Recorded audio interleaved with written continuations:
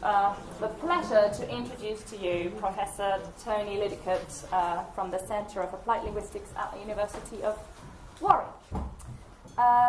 Tony's career has very much revolved around the field of applied linguistics, generally speaking, with language policy and planning playing a central role.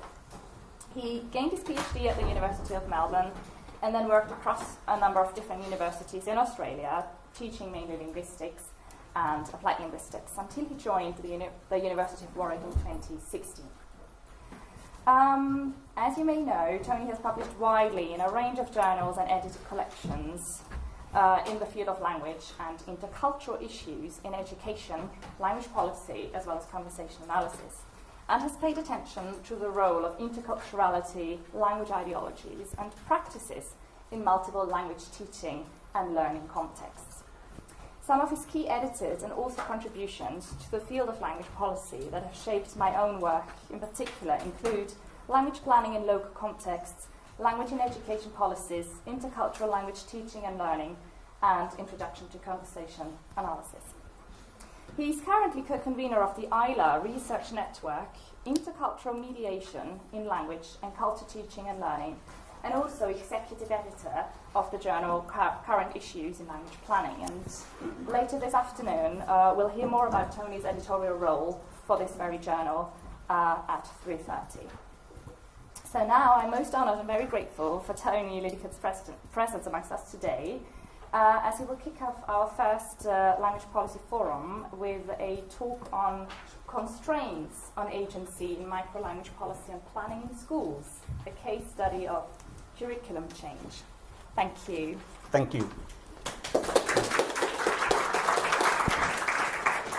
And I'd like to thank the organisers for the invitation to be with you. It's a great pleasure for me to be at the first conference of the Language Policy SIG.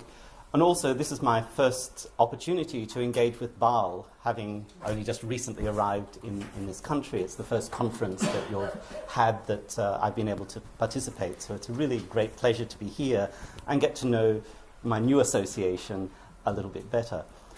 Today, I'm going to be engaging with the ideas of dilemmas and hopes by engaging with some dilemmas. And I'm going to be talking to you about a project I worked on in Australia for about 3 years to develop a better approach in some schools to the teaching of languages. For those of you who work here in Britain, it will come as no surprise that in English-speaking countries, languages are very marginalised, and they often struggle for space in the curriculum in Australia. So we're working with a group of schools to try and open up more space for language learning. And what I want to talk to you about is a project that failed. And we learnt more from the failure, I think, than we did from the programs that were successful. So I'm going to be talking then about agency, but the problems of agency. It's not going to be a very positive story of agency, although there are positives to be seen in this as well. So my thinking in terms of language policy and planning have focused increasingly on the micro level. I have worked on things at the macro level as well, and that's been traditional. We're focused on government level activity. And when we've thought about local actors in language planning, they've often been cast as little more than implementers of policies that come down from the top, and may even be invisible in thinking about language policy and planning. And for me, this has become a really big problem, particularly in educational context, because it's not what happens. It's not that somebody elaborates this absolutely wonderful policy and then that policy gets implemented and everything is perfect. In fact, in Australia, we've had a strong history of language policy that began right back in the 1980s. And one of the things that's been really interesting in Australia's experience of language policy is from the 1990s to the current period of time, absolutely nothing had changed in spite of 30 years of language policy. So government was clearly not the thing that we should be interested in. We should be interested in why policies are not actually achieving any of their aims. And so I've started to become really interested in what's going on in local contexts. Now, the way we've thought about language policy, I think, in the past has been too much as a part of what's called structure, the features of society that influence, constrain, affect, lead to action. And we haven't focused nearly enough on agency and the idea that there are actors out there who are significant. And I don't mean actors like governments and ministries and so on. I mean actors like individuals working in local contexts. And so I'm really interested in the capacity of individuals to act independently in language issues. And of course, this fits very closely to my interest over a number of years in what Dick Baldorf has called micro-language planning, micro-language policy, looking at very, very local contexts, in this case, a single school. Now, I want to talk a little bit about this idea of agency, because we tend to use the word agency quite a lot in applied linguistics without talking very much about what we mean by agency. And one thing that I would actually stress is that we shouldn't be thinking of agents just as these macro-level agents. They are important, they are part of the process. Understanding how they work is, of course, central to understanding language policy. But we also need to be thinking about local actors and their agency. And it's not just a question of how this agency is constrained by policy documents, which is how we've tended, I think, in much language policy work to focus on them, or how they respond to these macro documents. I think we've still got in the literature a lot of views about local agency as being responsive to the macro level rather than as generative at the micro level. And one of the things that I thought was quite interesting in the literature on micro-level agency is that very, very occasionally people acknowledge that there are problems for local agency. A lot of the work on agency is actually very celebratory. And I think that's a very good thing. I think we need to understand what can be achieved by local agency. But Kanagaraja, just as a sentence almost in his 2006 work, said local efforts are not powerful enough to make deeper changes. And sort of this is starting to sound a bell to some of that very celebratory discussion of agency. Or David Castles-Johnson in 2009 saying, despite local agency, some macro ideologies and or policies are too much for schools to overcome. And this idea that schools have problems in the implementation of policies, I think, again, is sounding this warning note that we need to be thinking of agency not just as something that is a very good thing, it is a good thing, but also that it is something that does have its own problems, and to start investigating what these problems are. And the reason is that exercising agency is complex. It's not simply that you decide to do something and you carry it out. Rather, we need to start thinking of agency as situated in other social practices. So agency is not total freedom of action. Teachers in schools never have total freedom of action. But it's also not something that's wholly constrained by policies and structures. There is a margin of movement. So what is the margin of movement, and what influences the margin of movement, I think, is really important. And mostly, it's not about resistance to macro policy. A lot of the really interesting work on agency has been about teachers as resisting policies, particularly policies that have negative consequences for their students. So we learn how teachers work around policy and so on. I want to look at an instance where teachers have developed policy in a particular school, where they've actually led the policy formation rather than reacting to something else.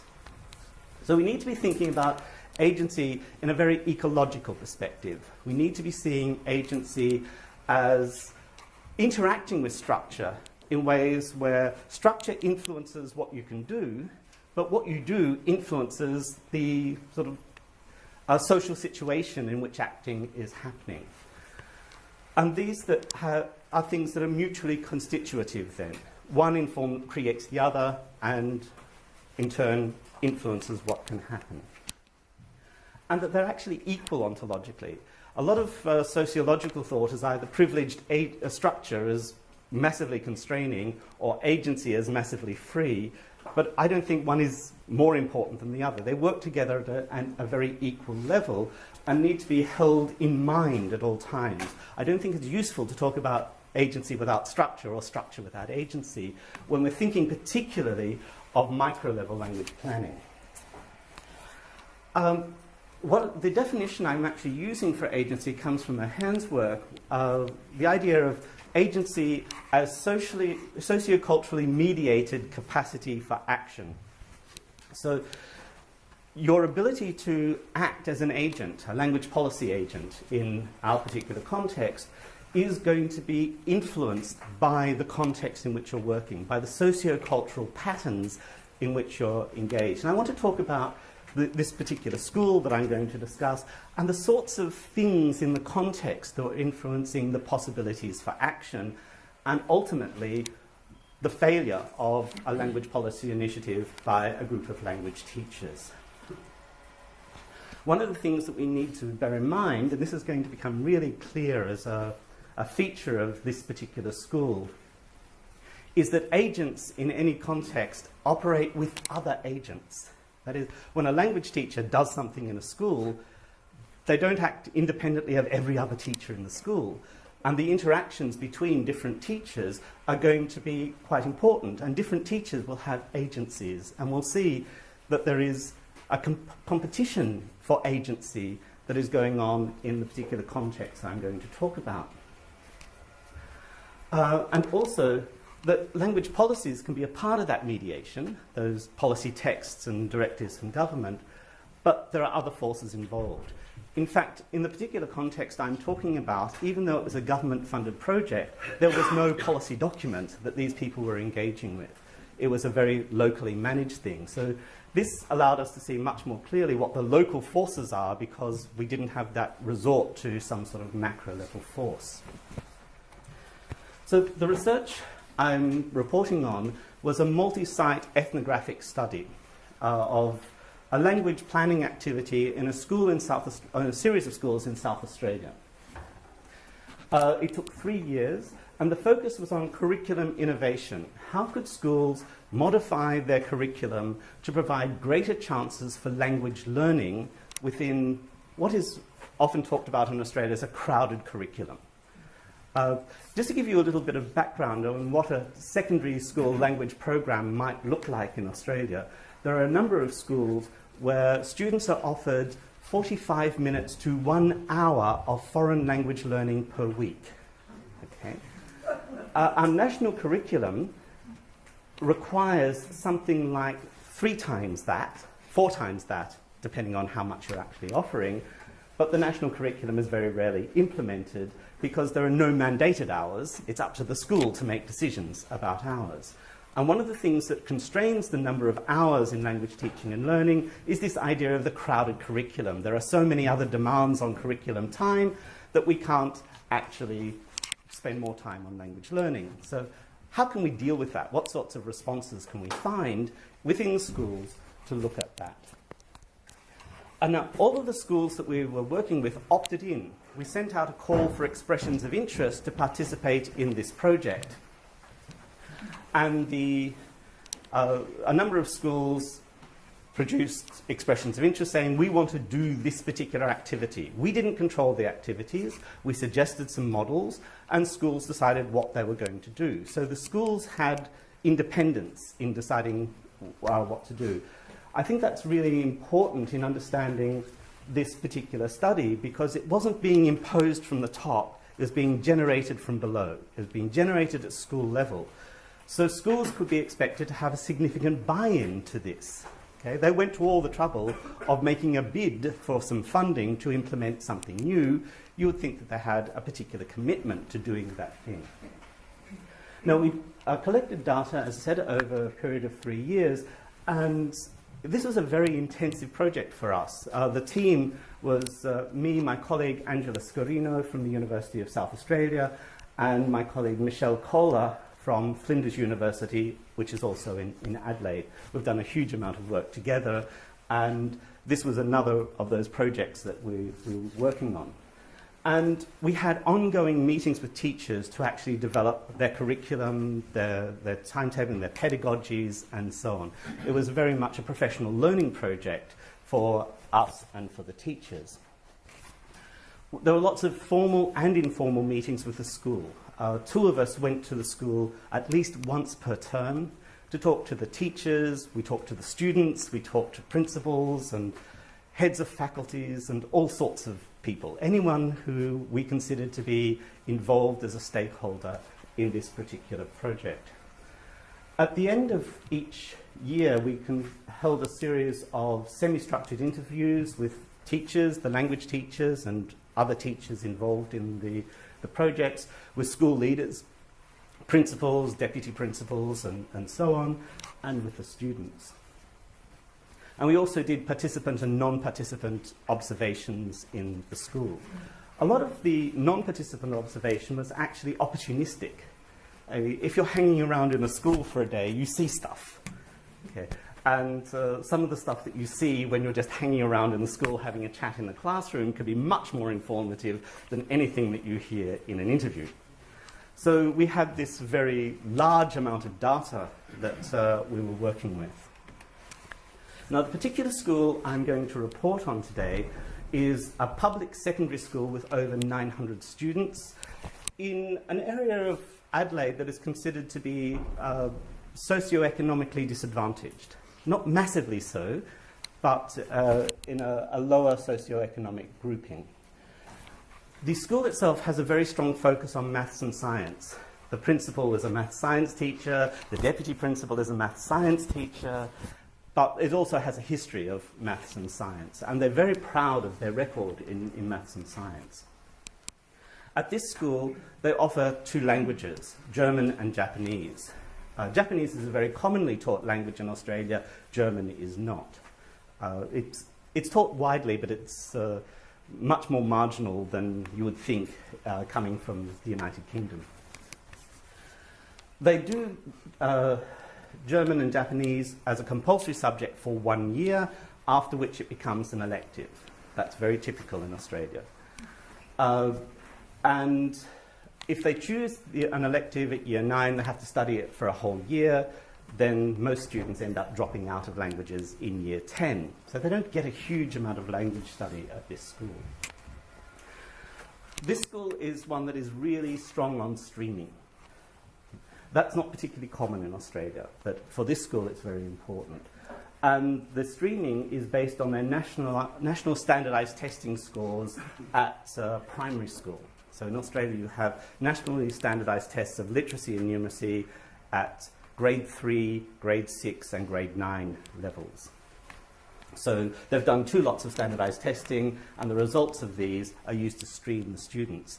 And there's a very strong sense in the school that some classes are strong and some classes are weak, because you have all of the students with good standardised test scores in particular groups, and then as you work through the year cohort, they have weaker and weaker test scores. Now, the particular school that we worked with decided that this project would only be for the top stream students in maths and sciences who were studying German or Japanese. Okay. So the rest of those students, the weaker students, were not going to be involved in more intensive language learning because there was a belief that they needed to focus much more on their literacy and numeracy, and foreign language learning has very little to do with that. The school has what I'd call a very traditional management structure. The principal makes all the decisions in consultation with the leadership team, the faculty heads, and so on. There was no sense of a democratic engagement with staff in decision making, and this you will see is quite important for understanding how this project unfolded. Now, these teachers that we were working with were most definitely agents of language planning, because it was the teachers themselves, particularly the head teacher of languages, who was a teacher of German, who decided that the school needed to be involved in this project. So the language teachers, one German teacher, one Japanese teacher in particular, developed the expression of interest, worked out what they were going to do. So they generated the project themselves. The principal had to complete a form with a comment on the project and an expression of his support. It was a male principal in this case. For it. So it was being presented as a whole school initiative, developed by language teachers, endorsed by the school management structure. Now, the particular way of working was for this school to offer a lesson a day in German or Japanese. That increased the amount of language teaching by 1 class per week, and meant that language learning was uninterrupted throughout the week. Now, in order to do that, they had to get a lesson from somewhere, because the curriculum is full. There are no free lessons floating around for languages to pick up. So they negotiated with the humanities head. The head of humanities at this particular school had previously been a French teacher, and so was quite supportive of what was going on. And they negotiated with the school leaders and head of humanities to take one of the humanities classes and do it as a CLIL class. Okay? So they were going to teach part of the humanities curriculum through German and Japanese. And as I said, this model was endorsed officially by the school. So we have this situation where the language teachers are going to take 1 hour of the humanities curriculum and teach collaboratively with the humanities teachers. Okay, so this was their agency, the development, the negotiation, and so on. What actually affected this? Well, there were 2 sorts of things that were really powerful in understanding the circumstances of this particular project. One of those was ideology. The ideologies around language and around education, in particular, were very influential. And the other was the sorts of structures that exist within schools. Now, I've had to pull these out because I can't talk about them both at the same time, but these 2 things were actually very mutually interrelated. So, if we look at the ideologies, the particular ideologies that we found to be important were beliefs about the nature and ownership of curriculum. What is a curriculum in a school? And we found that the idea of a CLIL model, particularly a collaborative CLIL model, really challenged or brought out, in fact, the ideological framing of the curriculum in this particular school. And there were also issues about the relative value of particular areas. In this case, the relative value of languages as opposed to other areas of curriculum. In terms of institutional structures that were mediating the teacher's agency, we identified decision-making structures as very important, timetabling structures. You wouldn't believe how much trouble we had with the timetabling software in this project.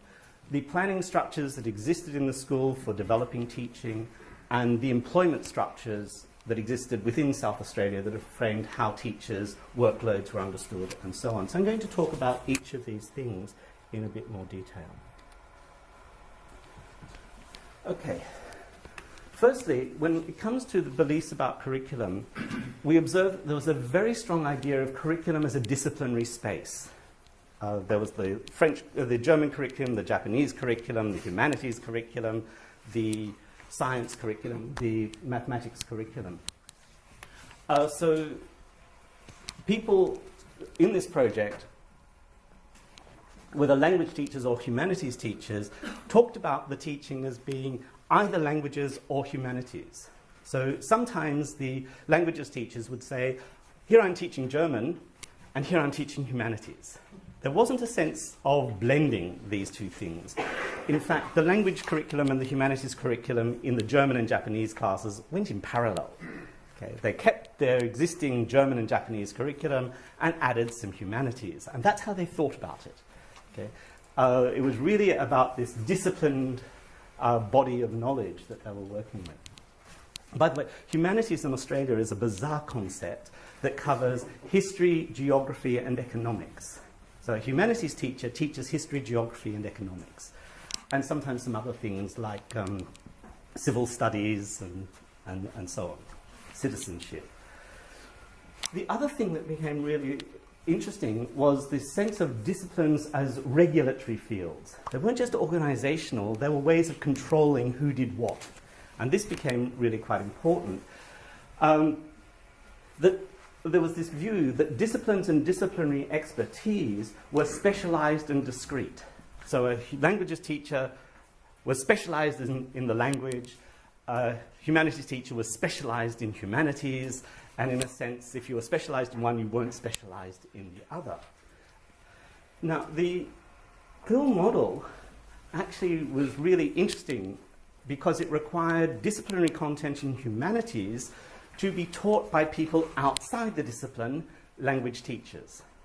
And so this created real issues for the humanities teachers as their stuff was being taught by less legitimate teachers. Now that was a really interesting thing because none of the humanities teachers in this school were actually qualified in all of the areas of humanities. There was someone who's qualified in geography but not history. Most of them were qualified in history but not geography. Nobody was qualified in economics. And one of the languages teachers had an undergraduate degree in history as well as German. Okay. But she wasn't as legitimate a teacher of history, which is the bit of the curriculum she was teaching, as a humanities teacher who'd only studied geography. The reason for this is that in their teacher education, all of the humanities teachers had studied humanities teaching methodology. They knew how to teach humanities. Whereas the language teachers had studied language teaching methodology. They knew how to teach languages. So it wasn't actually content knowledge of the discipline that was seen as the qualification. It was pedagogical knowledge from teacher education that was seen as the qualification for doing this. So the language teachers, even though they possibly knew more of the history curriculum than the humanities teachers, were not legitimate teachers of humanities because they weren't qualified as humanities teachers, they were qualified as language teachers. Now, this really interacted with the perceptions that the teachers had of professional identity and belonging. And school structures were actually really important in this. It was felt that a teacher assigned to the humanities team is perceived as having the right and responsibility to teach the humanities curriculum. And that teachers assigned to other areas did not have those rights and did not have those responsibilities. Now, this idea of assignment to the humanities team was actually really important because the head of humanities was qualified as a French teacher. But when the school had stopped teaching French, she became a humanities teacher. She wasn't actually qualified to teach humanities. She was qualified to teach French, but she was the head of humanities. She was assigned to the humanities team, and this was not a problem. So the structural location of the teacher within the school was a very important feature to understanding who was a legitimate teacher and who was not. And this then started to interact with the idea that the curriculum is one teacher teaching one discipline throughout to one class throughout the school year. That is, if you're learning humanities, you're learning it with the humanities teacher in the humanities classroom, and you have this same teacher throughout the entire year. Having a language teacher come in and teach one bit of humanities for one part of the curriculum for the whole year was totally outside this model. And the result was that the humanities teachers felt that there was an increase in the language teaching and a decrease in humanities teaching. Okay. So there was this sense of conflict and loss that was very much structuring what was going on in the school. They had a very teacher-centered view of curriculum. A curriculum is what teachers teach, not what learners learn. So in reality, what actually happened is that the students learnt as much humanities as they would have anyway, but they were taught by two teachers, but the humanities teacher taught less of the humanities curriculum than had previously happened. In fact, one humanities teacher even remarked to us that particularly the German group had done stuff that they would never have got around to if it had been just done in the humanities classroom. Okay, so it wasn't necessarily that they were learning less in humanities, they were learning the same, or perhaps more, in the humanities, but the division between two teachers just made that part of the learning invisible as humanities for many of the teachers, the humanities teachers. Now, the disciplinary curriculum within the school, the humanities, languages, maths, science, etc., is internally structured. It's not that there are, in Australia we have 8 basic learning areas. It's not like those 8 learning areas are all equal. There are the important learning areas and there are the less important learning areas. And the idea of the instrumentality of knowledge was really important in shaping what was seen as being at the top of the hierarchy and what was being at the bottom of the hierarchy. Now, literacy and numeracy occupy the highest place in the curriculum. They're perceived as contributing most to developing human capital and to developing the productive entrepreneurial actor of neoliberal philosophy. These are the things that are going to allow people to get jobs and be successful and so on. So they were ranked right at the very top. They were sacrosanct. Nothing could come in the way. Now, languages in that area were really an interesting part of the curriculum because in Australia there is a prevailing discourse that languages are useful for economic purposes. That is, we need languages for trade, we need languages for understanding our neighbours, and all of this is going to be fundamentally good, and that if you have knowledge of an additional language, you're going to be competitive in the job market and so on. Those ideas have been around in Australia since the 1990s, and every school curriculum document that has come out since then has actually said this is why languages are important, and newspapers say this is why languages are important. But everyone knows it's not true. The reason that it is not true is that this discourse goes along with what Michael Klein called the monolingual mindset of Australian society, which is the belief that monolingualism in English is not only sufficient, it is the only thing that is necessary to engage with linguistic and cultural diversity in Australia and elsewhere. It's the idea that everybody speaks English. So internationally, inside Australia, and internationally, all you need is English. So if all you need is English, other languages don't have very much utility. Okay, so there's this conflict between the expressed discourse about learning foreign languages and the prevailing ideology of monolingualism that discounted the place of languages. In this particular school, almost no students completed the equivalent of A-level in a language and had not done for many years. Okay. That's showing something about how important this school and the society in which this school was based held languages to be.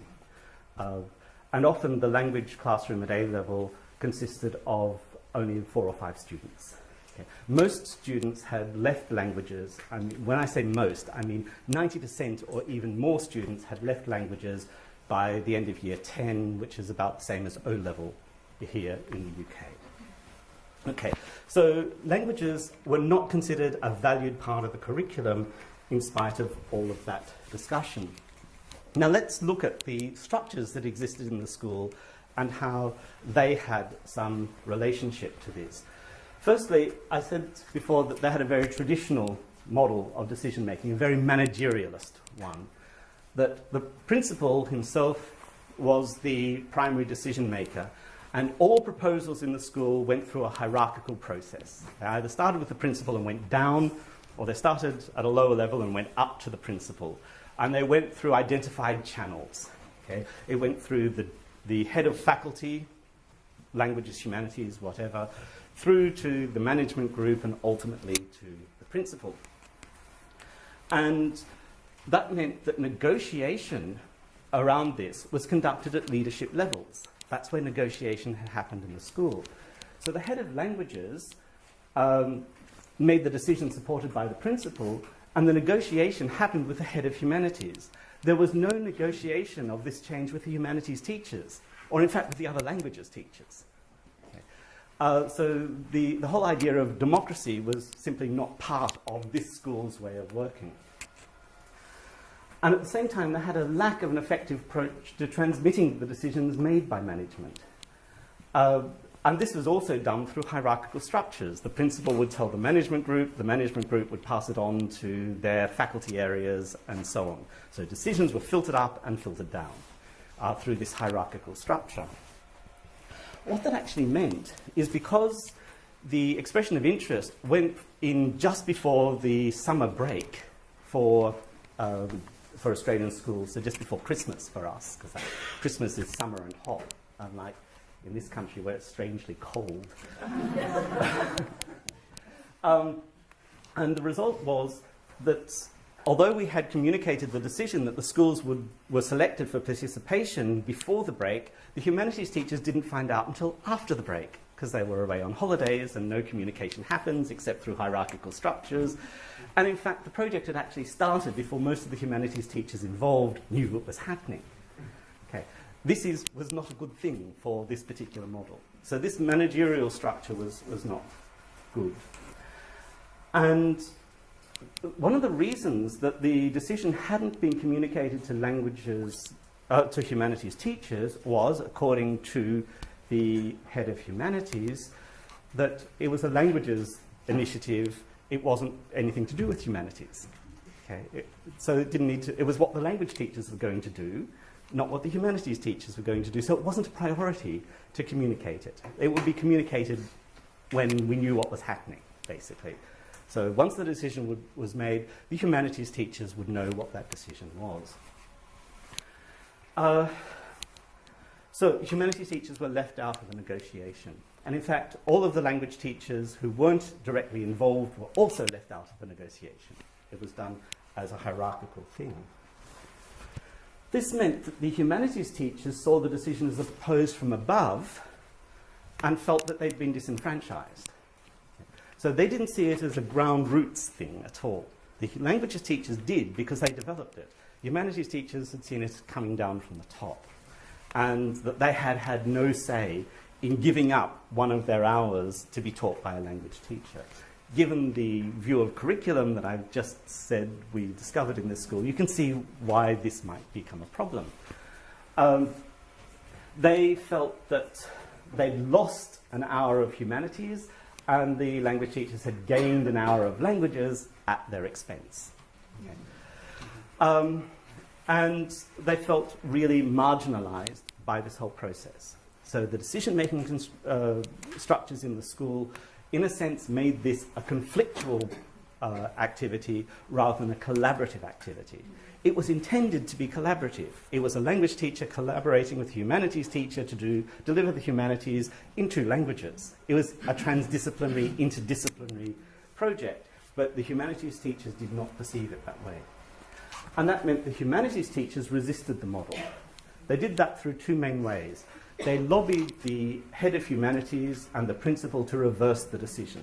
Now, the principal did not do that through the 3 years of the project, but eventually did do that, because there was so much opposition from the humanities teachers, even those who were directly involved and said it hadn't affected the learning of humanities. Okay. So even though they could see that learning was happening and it was good learning and so on, they still did not want this project to go ahead.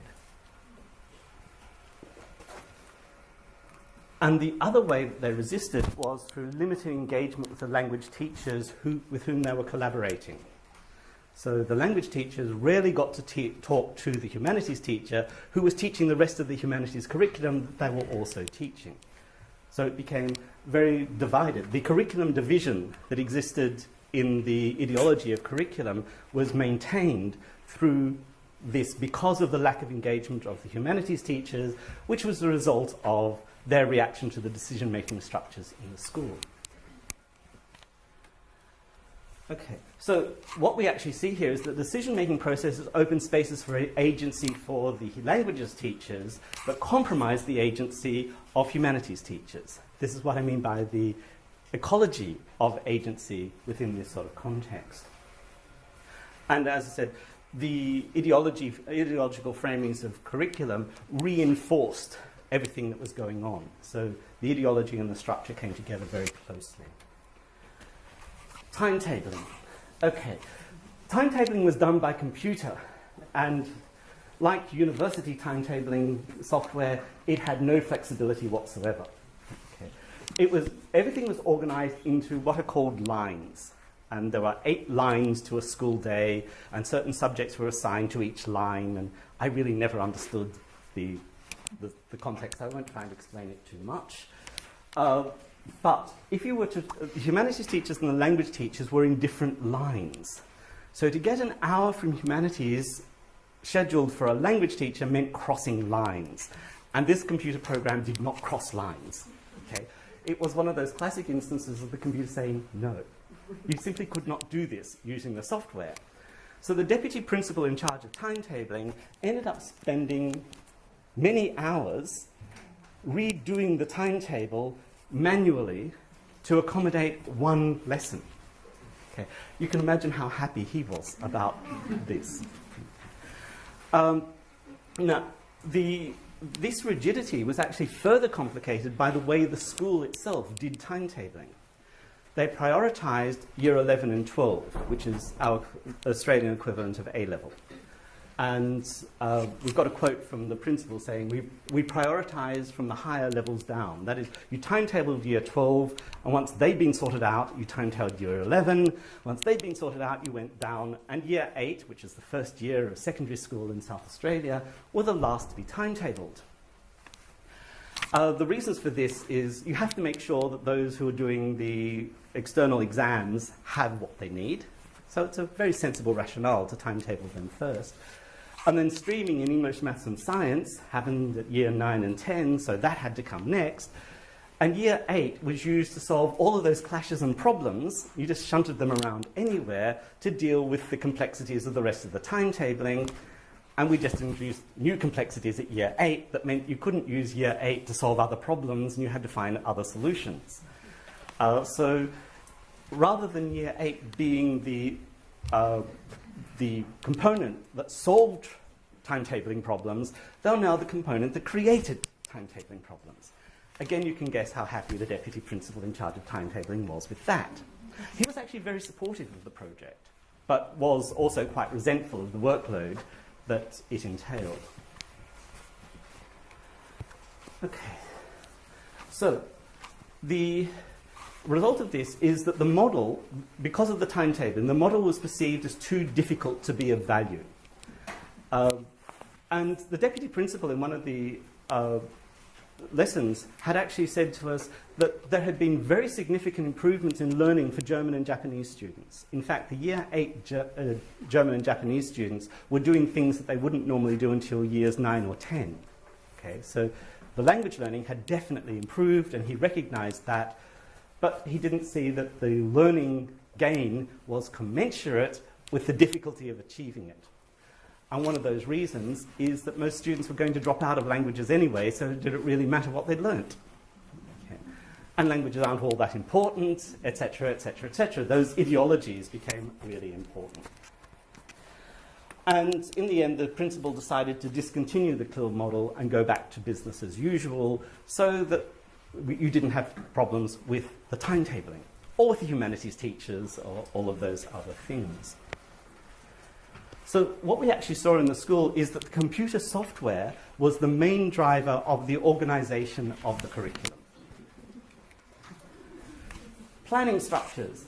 Planning happened in disciplinary teams that usually met at the same time. So while the humanities teachers were planning, the languages teachers also had a meeting where they had to do the languages planning, and there were no structures in place for humanities teachers to plan with language teachers in a collaborative project. Okay. So the school did not offer that. There was no discussion of how humanities would be assessed. So if you're doing your humanities in German, how is that component going to be assessed, and how will it be accounted for as part of your humanities learning? That was decided entirely by the language teachers, who would then inform the humanities teachers of what they were doing. The humanities teachers did not decide to have input into any of those decisions. the opportunities for collaborative planning were very difficult to create because of the lack of these structures.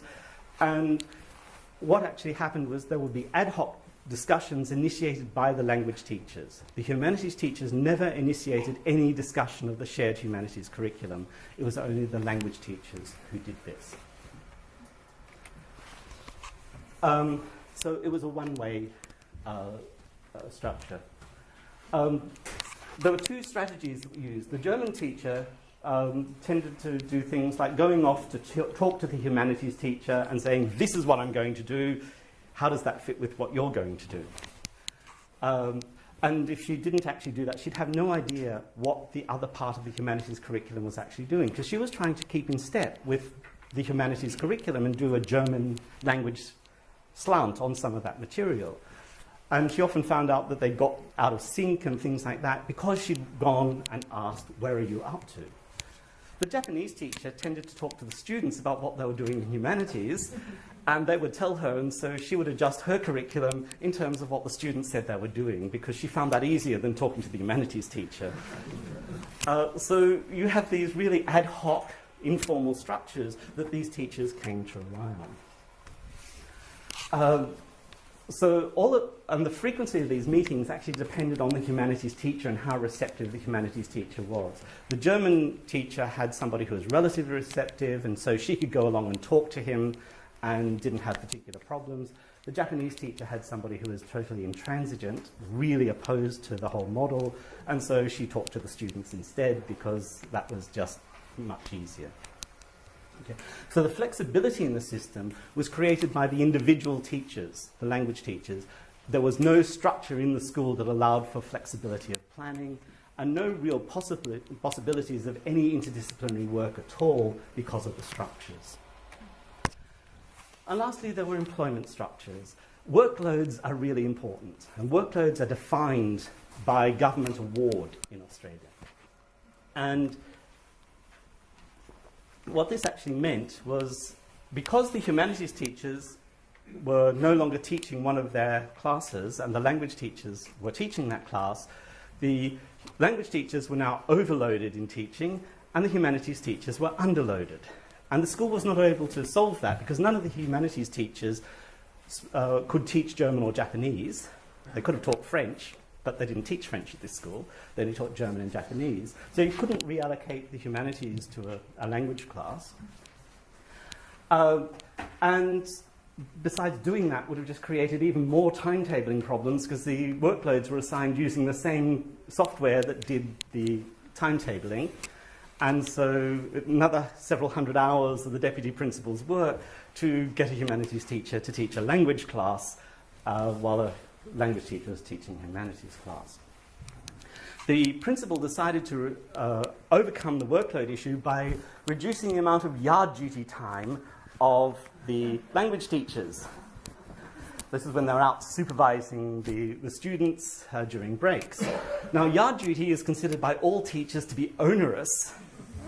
So reducing your yard duty time was seen as yet another reward that the languages teachers were getting. Having stolen an hour from humanities, they were also let off yard duty. Okay. So you can see the issues that are emerging here. So by way of conclusion then, exercising agency, as these teachers discovered, is complex. It's mediated by the ideologies around what you're doing. If the school does not believe what you're doing is important, they're not prepared to make much of an effort to achieve it. It's mediated by the institutional structures and power relations. And language teachers in a situation like in Australia have very limited power to achieve anything because they're seen as right at the bottom of the disciplinary pile. Actually, possibly not. Music teachers, I think, rank a little bit lower. But both the education system and the society at large position what they're teaching as being of less value than what others are teaching. And the subject status divergences then actually have a really strong impact on the agency of the people associated with those subjects. When the science teachers needed an extra hour to fit into the national curriculum, that was solved without any problem whatsoever. The school just sort of gritted its teeth and said, well, we've got to do this. But when it's the language teachers, the same issue becomes massively complex and overly difficult. But science is important. And the teachers then don't act in isolation, but in a complex web of relationships. That the language teachers' agencies could compromise the agencies of others, that the principal's agency and the ways that that was exercised influenced the possibilities for people lower down the hierarchy. The structures that existed created conflicts rather than solutions within the particular model. So the program ultimately failed, not because there wasn't good learning, not because there wasn't good curriculum, but because the agency was constrained by the ideological and structural realities of the school. Thank you.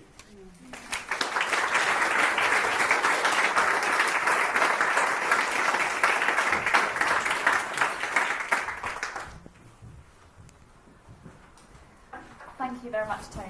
Really fascinating talk.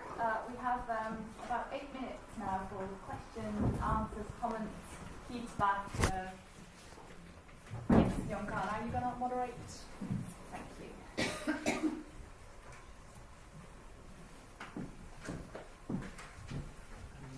Thank you, Tony, for your lecture. It's very interesting. I have a question. I come from China, but I'm temporarily working in Liverpool. So I think in China, normally, if you want to combine content into foreign language class, it will be in university level. Because in high school, the language competition may not be so adequate for the content. So I'm wondering, in the school here, what kind of content normally will be combined with the foreign language? Because the teacher or students may not be able to communicate with the content in a foreign language. Okay, that was a real issue for the teachers we were working with, not only in this school, but some of the other schools who were working with tried a CLIL model as well. And in all of the schools, there were secondary schools teaching beginning level language students in German, Japanese, and Italian. And the really big issue then was to design a CLIL curriculum that taught equivalent content for humanities in a language where learners were absolute beginners. Now, the teachers in different schools adopted different ways of doing that. The Japanese teacher decided that she would focus primarily on the geography curriculum, because teaching geography, which was about where things are located on maps, directions, compass directions, grid references, and things like that, were things that were linguistically not so demanding. And the German teacher decided that she would do the same. So the humanities curriculum at the school I was talking about was organized so that geography was taught in first semester and history in second semester. And this was actually the one thing that the language teachers had been able to achieve in altering the school curriculum. Because the humanities teachers actually acknowledged that the linguistically simpler geography curriculum was actually better for them as well, and they kept that once the language teachers had no longer been there. So the issue was deciding on bits of the curriculum that would be teachable with the level of language available to the students. Now, the CLIL model in Australia is actually not used at all at university. It's only used at schools. So there were other models around, particularly in the state of Victoria, which has experimented quite a lot around CLIL, that these people could draw on. And one of the things that we did as academics was to work with these teachers to identify the language demands of particular areas of curriculum, how you would map the language teaching onto the content teaching, and so on. The German teacher found it easier than the Japanese teacher to do this, but the Japanese teacher ended up in the history curriculum deciding to teach the component on Japanese history. That was taken right out of the humanities curriculum, just put in Japanese, because a lot of the vocab that needed to be taught was actually Japanese. Like, what is the English word for samurai, daimyo, Edo period, Meiji Restoration, all of those you have to learn those things anyway, so why not learn samurai in Japanese rather than in English? So a lot of the stuff that they were working with actually fit quite well to the curriculum. So it was a judicious selection of content that enabled them to do that. Okay, thank you. Just a comment on the decision-making model in Australia. I think it is very similar to here in UK in the schools. Okay, thank you.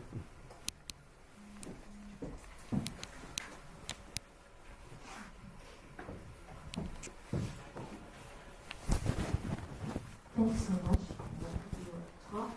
I'm just interested to know whether, the agents who were involved in this project have taken a distance and said, look, we have to do things. We have to change things around. Do you think they'd be willing to, it's quite complex, a lot of things, and I think there are things that can be changed and things that cannot be changed. So have they looked at it and said, okay, we have to do something different? No. That is the short answer. No, they didn't. The change they made was to go back to the old way of doing things. The language teachers decided to maintain a CLIL model in their language teaching because they felt that that had actually advanced the students' learning. So even though they'd lost the extra time that they had in the project, they decided that the teaching approach was actually very useful. So within their own sphere of influence, they've been able to change things. But quite interestingly, it was only the teachers who'd previously done CLIL who adopted this. So one German class at Year 8 level does CLIL, and the rest of the German classes don't do it because that German teacher likes it and the other German teachers think it's impossible. And the same is true of the Japanese teacher. So they've recognized, they actually learnt a lot, and they want to use what they learnt through the project. But the school learnt nothing. Actually, I hope that's not going to be recorded. That's the most negative thing I've ever said about this school. I'm afraid we can only take one more question, and then we need to give people time to move to their various rooms. If I may, I'll try and be brief. I wonder, I'm interested at the primary level, so I'm thinking that perhaps if you had introduced this idea at the primary level, you might not have met so many issues in terms of curriculum. And I'm thinking of I know well, an example in Madrid where they've introduced CLIL in half the primary schools now. And of course they're generalist trained primary teachers who are being required to teach English for half the curriculum. Their problem is still about language, despite the fact that they're highly fluent. Because of trying to explain complex science concepts in another language. Still they find it difficult, although they've been trained to teach science in Spanish. I don't know if you have any knowledge of what might be happening in Australia in this area. Not so much in primary school, I have to say, because it's clearly less developed in primary schools there, and certainly not happening at all in South Australia where I was working. There is a little bit of work around that. We did do something with a primary school in this project who also had timetabling problems, workload structuring problems, and all of those sorts of things. So some of this will be similar in primary schools, but each school is going to have its own local culture that is going to influence how this is done. The primary school was a very elite private primary school where parents were paying very large fees, and they saw this Japanese program as an elite thing and were prepared to make sacrifices because it made their school seem even more elite than it had been. So their ideology influenced very much the thinking. But it's going to... what I've said is that agency is going to be constrained by local culture. What local culture is going to vary from school to school, country to country, city to city, and so on. But it is still difficult to do this at a school level. Okay, thank you very much.